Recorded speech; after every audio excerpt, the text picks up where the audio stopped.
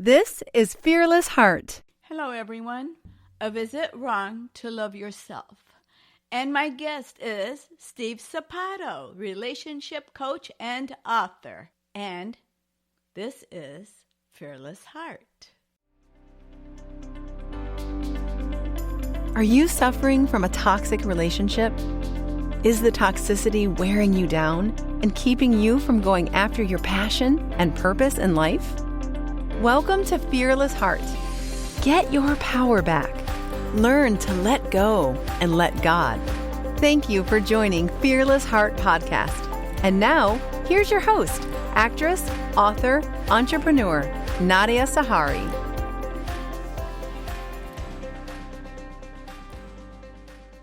So, Steve Sapato, do you think most of us know or understand love at all? Most people in America today, I mean, I've been making a living on this for about 30 years, which is Wow. when we talk to people, Yes. you ask them, what is love? And they'll say, well, it's this. And you go, that's your definition of love. And they go, no, that's what love is. You go, no, you don't understand. My definition of love is this. Your definition is that. Their definition is this. And we haven't sat down and studied. How many times has anybody you know gone to a webinar, a seminar, a workshop to study or learn about love, especially self-love, Yes. but love in general, right? Yes. How many people do you know actually go to a workshop besides a church workshop, let's say, Yes. where they actually sit and spend 2 or 3 days learning about love and how to communicate with your partner, how to share with your partner, what's important to be, from to with your partner. And so many people go, I already know how to love. Really? Where did you learn it? Because I don't know about yours, but my parents loved each other tremendously, but they didn't love each other the way my wife and I love each other now. That's And right. if I'd have learned just their method of loving each other, I would be miserable today. Oh, yes. So, Our parents were miserable. They stayed in misery. People live lives in desperation. They're miserable and they're desperate and they stay in it.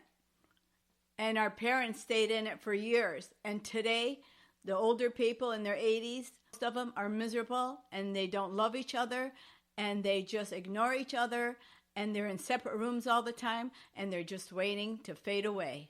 And, they're just waiting to die. That's not the love I want. I want to be in love forever till the last breath. Yes, that's exactly right. And, some people live happily ever after, but for the most part, most of us do not. It takes, how many times have you been married, Nadia? 3 times. I've been married 3 times. So, that's not a bad thing. What I want you to understand is we don't necessarily know how to love. And that's what, when you learn about the gurus, and I'm sure the guy who wrote Men Are From Mars, Women Are From Venus was Yes. married, I think, 4 or 5 times. And what we learn is that this is not what love was. And then the second time you're married, you're like, man, I thought I knew it. And then you get into this and you're like, man, what a mess this is. And then you start to look at it and go, okay, what did we do wrong in those first 2? And unless you're doing a lot of self-introspection, you don't know what it was. I was talking to a lady yesterday, and she remarried her first husband 4 years after they divorced. And now they're like 8 years into it, and she's unhappy again. And it's like, well, what were you hoping for? I got to tell you, my friend Yeah. just told me that her best friend and the husband were divorced for 10 years. And they married twice, 2 other people, each one of them. Wow. And now, after 10 years, they're getting married again. See, and you go, and now maybe it'll work out, maybe it will, but the question goes back to what didn't work the first time and why do you think it should work this time? And that's what we don't study this. Most of us don't. I mean, I've got into it. When I wrote my book, I interviewed more than 2,400 people. And when I say that, everybody goes, what? Because most people interview between 100 and 200 people. 2,400 people I sat down with. It took me more than a year. And I'm asking all these people all these questions. You'll see some of them in the book, and you'll see some of the stories in the book. I can't wait to get your book. But what it amounts to is when we do these things, most of us think love is this, and it's a selfish thought. Love is that, I'm going to marry somebody who can rub my back all the time, right? Da, da, da, da, da, da. And then when they don't, you're like, wait, what the hell happened? I thought when we started, you were rubbing my back and now you're not doing it anymore. It's not about that. It's about finding somebody in a movie said, you complete me. No, you complete yourself, and then you add a friend to your Amen. relationship. Yes. And that's when I'm always amazed when people say, I'm having an argument with my partner, my wife, my husband, whatever, and we're doing this and we're doing that. We're not talking. We haven't talked for 2 days. We aren't. And I ask them, okay, have you ever argued with your best friend? And they go, well, yeah. I go, I mean, really argued, screamed at them, hollered at them, threw something at them, called them names. They go, oh, yeah, on occasion. And they go, okay, what happened with that? What do you mean? They go, what happened with that? And they go, well, eventually we made up. I went, why? And they said, well, because we're friends. I went, don't you get it? If you're friends with your partner, yep, you're going to get upset. You're going to get twisted, but you're not just going to turn your back and walk away. They're your friend, and they're important to your life. And if you understand that and treat them like a friend and not just a spouse, not just a partner, because most of the time when we get our heart hurt in our partnership, people can never fix it. They say it can't be fixed. It can't be. Well, you know what? Then they weren't your friend. They were just your temporary lover. And there's a big difference. Yes. Being friends in a relationship is important. And I think that if you're truly friends, I think you can talk things through, you listen to each other, and things can be worked out. But in some relationships, I think that maybe one or both are really not really friends, that you're really there for other benefits. And that's when we've gone through this whole process here. One of the things, if you get the opportunity, people listening, if you get the opportunity, you need to attend a workshop about love. If you're single now, you probably need it more than anybody else. Write to me, Steve at stevesapato.com, and let's put together a workshop in your area. But you need to go to these workshops. People say, well, how much are they? I go, they're probably $500 for a workshop. And people freak out. I go, how much is love worth to you? What if you could find the next person that you actually fell in love with, right? Didn't lust after, didn't do this, didn't do that, but actually fell in love with, turned out to be your life partner because you learned 2, 3, 5 things from a workshop you attended. How much is that worth to you? Exactly. And people don't understand. They go, well, my church was putting on a workshop for married couples. I go, did you go? They go, well, no, we're doing okay. I go, well, why wouldn't you go? You're just doing okay. What if it could make you fabulous? And they go, well, but it was $100. I go, $100 to make your relationship absolutely fabulous. They go, well, maybe. I go, maybe and maybe not. What have you spent $100 on before that you said, boy, I just threw it away? And people don't look at it that way. That's right. That's right. They'll buy cigarettes and people need to attend. People need to attend workshops on how to be in love with the person you're in love with. I agree. I totally agree. Well, let me know when you have that workshop. San Antonio has that river walk. I really like that river walk. Yeah, exactly. Yeah, it's beautiful. Talk about romantic. There it is. Very, very romantic, yes. I think that most women want romance in a relationship. I think that if you really love each other, you will do things for each other. You will do things together. You will do what your partner loves to do and take the extra step, even though you may not be that interested, but doing it because they want it, because they want to do it. And it's that part of giving of yourself. Some people just don't have it in them to give. Some people have a lot to give. So relationships are strange, and it depends on the people, and it depends on their environment, how they grew up, their childhood. It depends on so many things. Romance is important in anything, really. That is the key to love. It really is. But remember this too. One of the things I teach people is make a list of the things you want your next partner to have. Now, if you're already in a relationship, don't make that list. But if you're looking for a relationship, make a list of the things and try not to include anybody who's already in your life or who you're trying to get out of your life. You're looking for the things that are important to you, and they don't do this for me. They don't do that. Make a list. I don't care if it's 5 things or 105 things of the things you want in your next partner. And when you start making that list, what you're doing is defining what that partner will be for you. Yes. And then also remember this, that when we're looking at that, people will say, like you said, I want him to just do this. Sometimes what you and I want is impossible for somebody else to give. It's just not who they are. I could tell you stories about my wife and I, and I'll say, I want this from you, honey. And she says, that's not who I am. Now, could she change and become that person? Maybe. But if I force her to try and become that person, she's going to resent me. So That's right. she's 85% of the things I really have always wanted in a partner. Yes. And so the fact that she doesn't match up on the 15, I bet you she could look at me and say, you don't match up on 30%, Steve. Well, I think that's And wonderful. yeah, it's important that you understand that if they match up for the things that you deem important, try and ignore the little things that you could pick yourself apart on.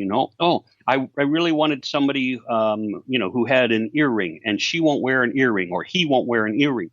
And they go, that's not who I am. You go, I really want you to have an earring, or I really want you to have a tattoo of me on your shoulder. Wow, really? Is that worth ruining your relationship over? Are you arguing about garbage? Are you arguing about lawn care? Are you arguing about whatever?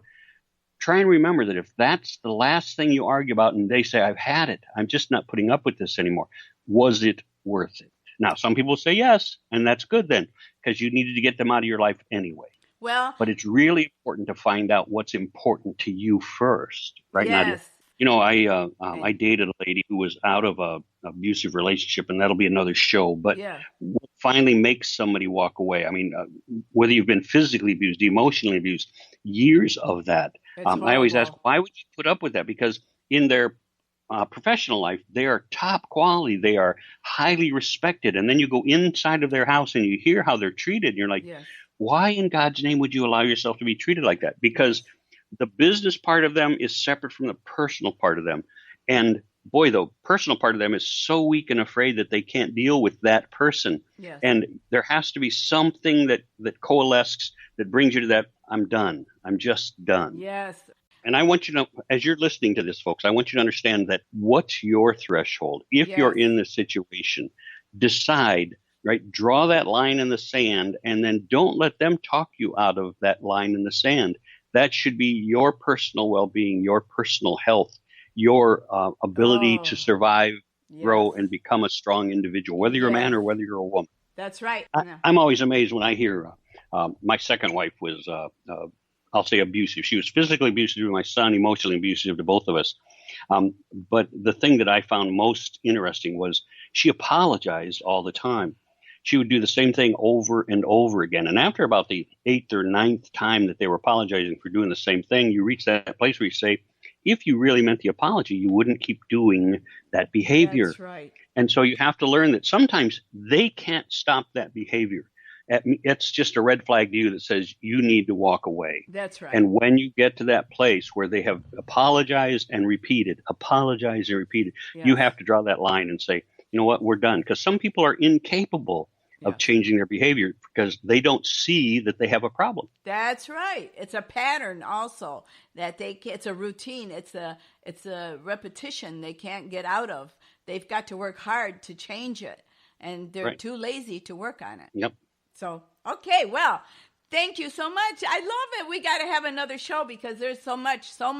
There's so much to cover. Thank you so much, Steve. You betcha. And I'm excited to share the love verse of the day from the Bible. 1 John 4:19. We love because he first loved us. He died for us on the cross, resurrected, gave us his love by doing what he did, shedding his blood for our sins. And in our hearts, we have his love. We have him. If we ask him, he will come. He will be in our hearts, and he will give us the love. That's who gave me love at the age of 17. I would not know what love is or was or anything if it were not for Jesus, God, and the Holy Spirit. And did I tell you that this is Fearless Heart? Power, passion, purpose. That's you. Change your mind, change your life. God bless you. Good night.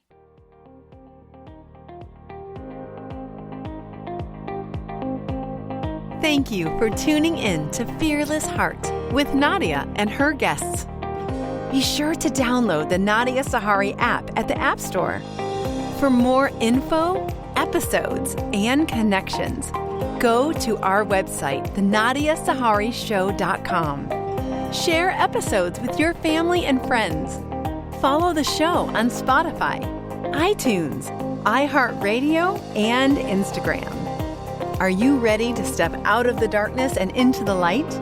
Are you ready to choose you? Be fearless. You have the power, the passion, and the purpose. Change your mind. Change your life. Fearless Heart.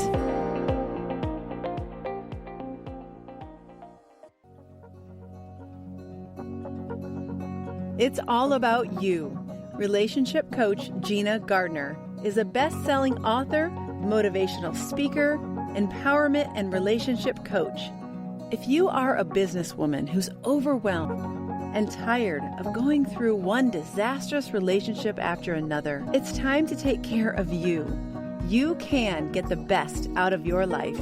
Email Gina Gardner now at gina@genuinely-u.com. Her website is www.genuinely-u.com. Mention Fearless Heart with Nadia Sahari. Contact Gina Gardner now.